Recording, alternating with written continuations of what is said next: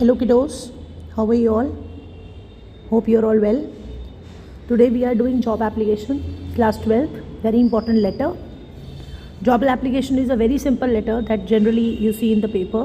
5 mark का question आता है बेटा ये, और ये maximum बच्चे इसको attempt करते हैं. You will be getting a choice between letter to editor and job application, right? This is the format which you can be able to see on the screen. First of all, you need to write the letter in the same format as you write the formal letter, right? Then you have to attach a biodata with it. Okay, पहले आप एक formal letter पूरा लिखेंगे जैसे आप लिखते हैं, and then you will write all these things. बस इस letter की जो एक ही limitation है, that is it is lengthy.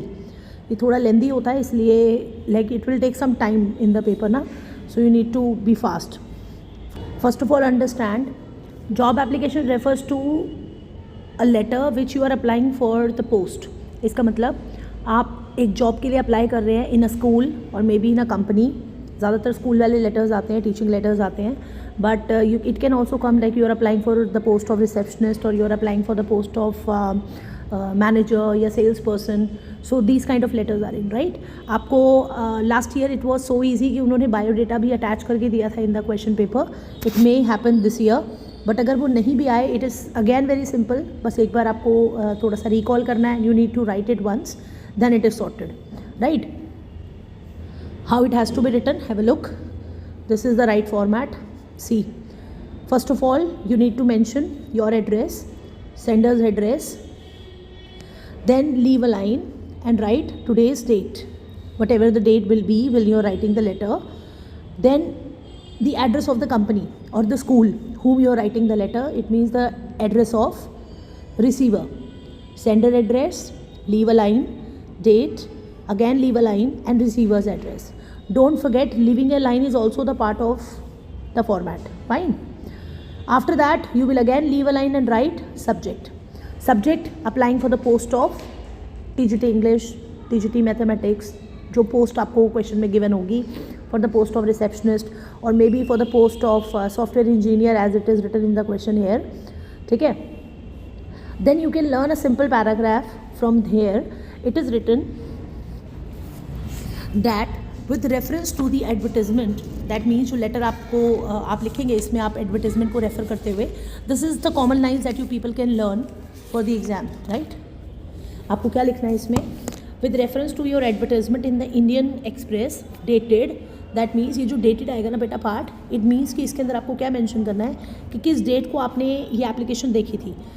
Example में ले लीजिए दैट है कि आपके स्कूल ने अप्लाई किया है या स्कूल ने एक एप्लीकेशन दी है और न्यूज़पेपर में, और आपने वो पढ़ी एंड यू फील कि आपको अप्लाई करना है उसके लिए, और आप अप्लाई कर रहे हो आप 2 दिन बाद.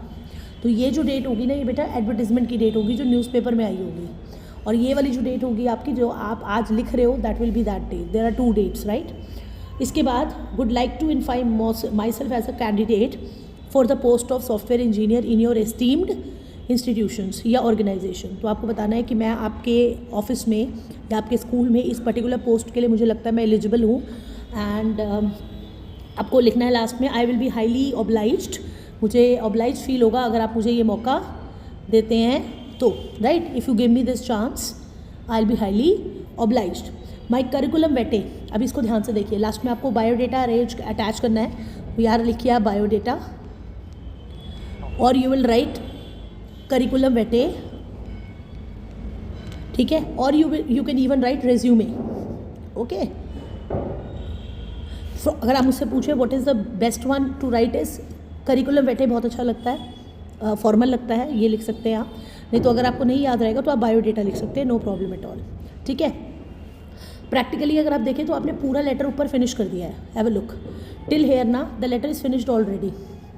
बस करिकुलम वेटे आपको अलग से अटैच करना है. आप यहीं पे लेटर को फिनिश कर देंगे. योर्स सिंसियरली फेथफुली, आपका नाम और एनक्लोज CV. दैट मीन्स आप अपना जो रेज्यूमे है और जो बायोडेटा है वो अटैच कर रहे हैं.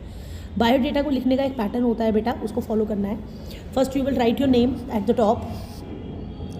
First you will write your name, then you will be putting your father's name, or if you wanted to write your husband's name if a girl is applying or a female is applying. Then you will write the address, then it is your DOB, then health status या medical ये complementary है, ये आप मर्जी है तो लिखें, लेकिन मैरिटल स्टेटस आप मैरिड है या अनमैरिड हैं ये ज़रूरी है।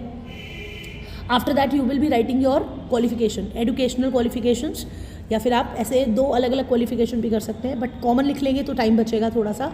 एजुकेशनल क्वालिफिकेशन दैट इज़ सबसे पहले आपका 10th, फिर आपका 12th, और फिर जो आपने प्रोफेशनल डिग्री कर रखी है, जैसे you are applying for the post of software engineer तो आपने बीटेक या एमटेक कर रखा होगा। अगर आप टीचर के लिए अप्लाई करेंगे तो आप बीएड लिखेंगे उसमें, right. While completion of this ना राइट वर्क एक्सपीरियंस, एंड सबसे लास्ट में रेफरेंसेस, ये बहुत इंपॉर्टेंट है। Do not forget to mention references. References का मतलब कि क्या आप कोई रेफरेंस देना चाहेंगे आपके पुराने प्रिंसिपल का या जिस कंपनी में आप वर्क करके आए हो उस कंपनी का, okay. And the letter is completed. I hope आपको समझ आया होगा। It's a very easy letter and I wish कि आपको सबको 5 on 5 मिले एग्जाम में। God bless you all.